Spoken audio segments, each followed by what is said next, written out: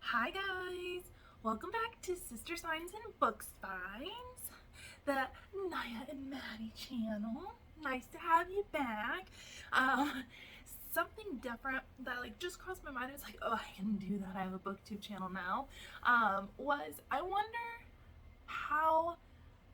what is the quality of the Dollar Tree books? So I went to Dollar Tree over the weekend and I got some Halloween decor stuff. Yes, have to go back for more. Dying for the fortune teller stuff. But I also got snacks for husband and I, and decided to peruse the books. Insert clip of book perusing here.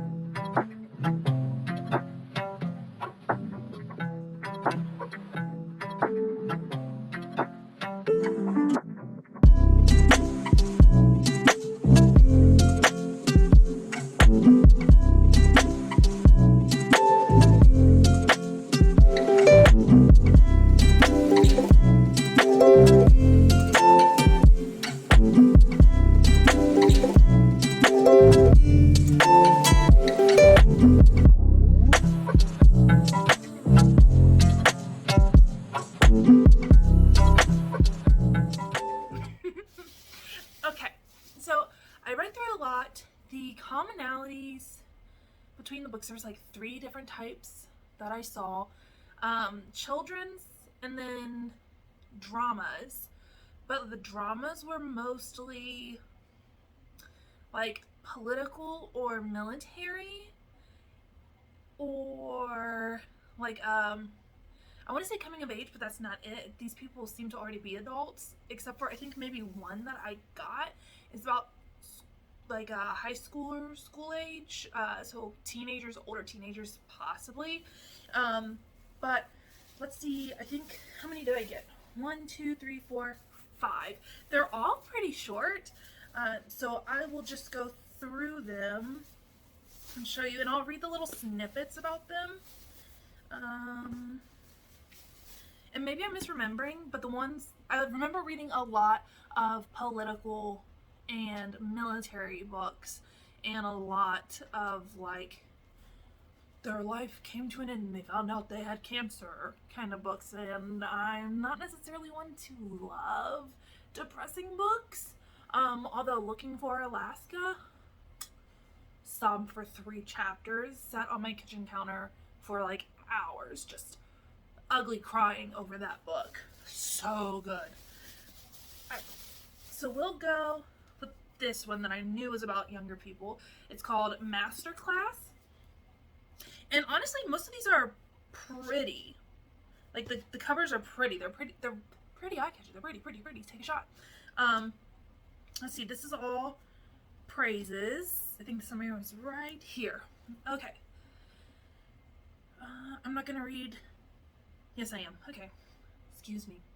From the critically acclaimed author of the international bestseller Vox comes a suspenseful new novel that examines a disturbing near future where harsh realities follow from unreachable standards. Excuse me, I swear I can read. It's impossible to know what you will do. Every child's potential is regularly determined by a standardized measurement, their quotient. Let me restart that. Every child's potential is regularly determined by a standardized measurement, their quotient. Score high enough to attend a top-tier school and a golden future awaits. Score too low and it's off to a federal boarding school with limited prospects afterward. The purpose?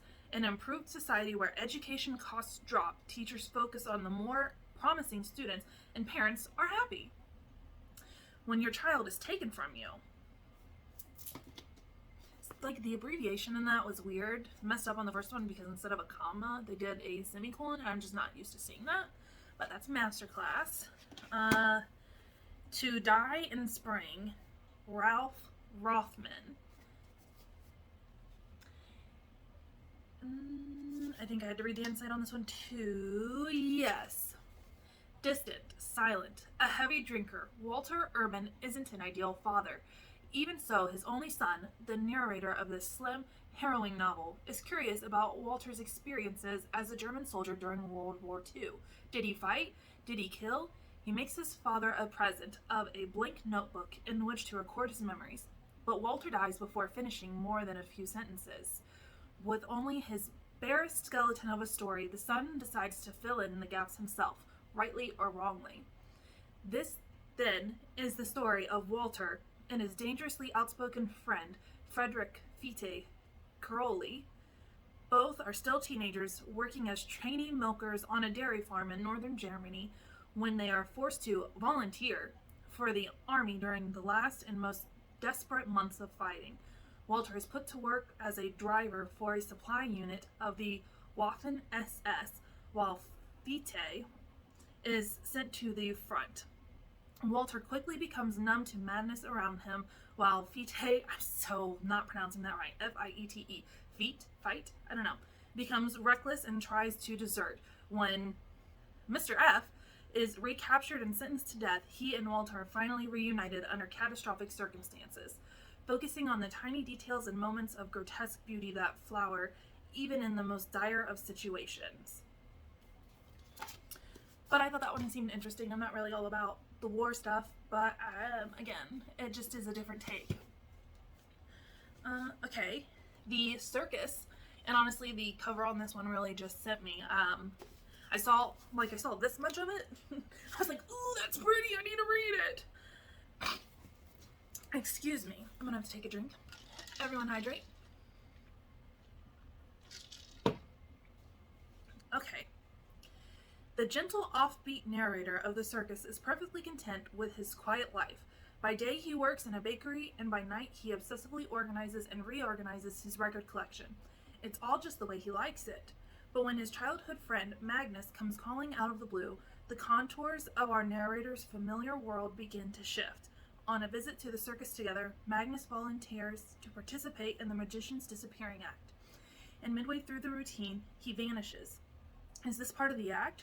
What happened to Magnus? And who is it calling on the phone in the dead of night, breathing into the receiver, but never saying a word? Smart, sharply unsettling, and with its sleight of hand exquisitely kept, the circus is a funhouse mirror of a read, one that ingeniously reveals the way we see ourselves and the stories we tell. Holy cow. Sorry, I just saw original retail on this book. Man, these are expensive. They're all in the 20s. I wonder, it doesn't matter. Oh, that's published by The Room. Author of The Room. Okay. Now, I'm already sorry for mispronouncing this. Love Jacaranda. I don't know. I might just say Jackie if that name persists for right now. Does this one have... This one's cheaper than those ones. $18.99. Yeah, Jacaranda Abbott has always tried to keep her mouth shut. As a foster kid, she's learned the hard way that the less she talks about her mother and why she's in jail, the better. But when a video of Jacaranda singing goes viral, a mysterious benefactor offers her a life-changing opportunity, a scholarship to a prestigious boarding school to study musical theater. Eager to start over somewhere new, Jacaranda leaps at the chance. She pours her heart out in emails to the benefactor she's never met. Suddenly, she's swept up in a world of privilege where the competition is fierce and the talent is next level. As Jacaranda, Jackie, to her new friends, thank God, tries to find her place, a charming boy from this world of wealth catches her eye. She begins to fall for him, but can he accept her for who she really is? Now, I know for a fact, I read this, all of that, and yet somehow I was still surprised by the fact that she's a foster kid. So, my memory is amazing. I will definitely be doing the reviews on these as I read them, so I don't forget too many key details. Now, there were more copies of this book, and I just didn't bother to look at a new one because they were like buried, but this one's cover is a little, what, can you even see it? Yeah, like there's scratches and dents all over it. Alright, well, this is most likely to. Make sure I read the right part. I thought they were all in the middle, or in the front. Whew. Ava, CJ, Jordan, and Martha, listed in alphabetical order out of fairness, of course, have been friends since kindergarten. Now they're high school seniors facing their biggest fears about growing up and growing apart. More than just college is on the horizon, though. One of these girls is destined to become the President of the United States. But which one? Is it Ava, the picture-perfect artist who's secretly struggling to figure out where she belongs? Or could it be CJ, the one who's got everything figured out, except how to fix her terrible SAT scores? Maybe it's Jordan, the group's resident journalist. Who knows? She's ready for more than their small Ohio town can offer. And don't overlook Martha, who will have to make it through all the obstacles that stand in the way of her dreams. So, I did get some teenage coming-of-age books. And maybe there were other good books that just weren't my speed so much as these ones, but I think I got a fair sampling, at least for genres I'm interested in. Again, completely subjective. And like I said, they're all pretty short. I'm not guessing more than 200 pages on any of them. Not many more. Well, this one's 315. I'm just gonna try and get it. And I'm just going on the last page. That one's like 209. This one, it said it was slim, but how many pages is that? Probably 200. That was 172. Son of a gun.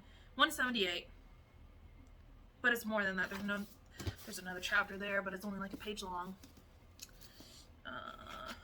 Usually 100 pages. 356. Well, I thought they were all pretty slim. The text isn't like super large font, but it's pretty spaced out. So this might be 369. Oh, that one's close to 400. Interesting. But I will read these as I go. They will likely be pretty spaced out. So I'm starting this in August. What day is today? The 19th. No. We are past the 19th. It is the 23rd. My brain is gone. So there will be breaks between here because I plan on reading spooky books for October. Gotta finish some books for September. I have a whole bunch of new books that I haven't read. And most of these that are facing out are books I haven't read, excluding these, because I figured, I don't remember which series I read. It's more important up to the top. Excuse me, I'm sorry if you get motion sickness. Okay. So all the way up there, you see those books? I really could have just extended you instead of grunting. But those books that are facing spine in are books I've read. It just kind of helps me feel more accomplished. I think you're back center. But I'll get these done. Look forward to spooky October. September is my Trevor Project 20-minute day readathon. So I'm thinking some of these might get tackled in there. But we'll see how long it takes me to read all 5 of these books. So I'll catch up with you after. Bye. La, la, la, la.